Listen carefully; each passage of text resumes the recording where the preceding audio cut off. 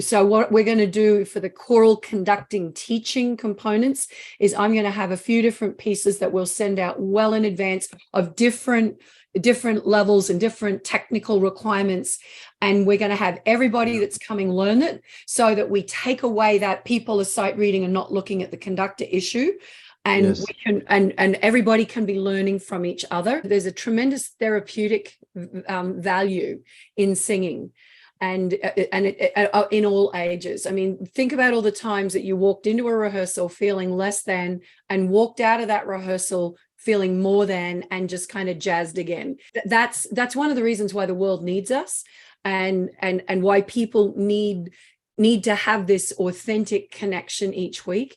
So helping people make more out of that, I think is going to be one of the valuable byproducts of what we're doing here. I think most of us know our people, we know our repertoire, we know what works and what doesn't, but how many of us are in a situation to really try something new and not feel like we're wasting time or losing valuable ground? For myself, sometimes I go to do the warm-up and I think, goodness me, I feel like I need to do something different here. But, you're on your treadmill and you just kind of keep going down that road. So even if I can just, leave people with just one idea of something new that opens it up for them, I think that will be great, whether they're singers, conductors, I hope that will be helpful.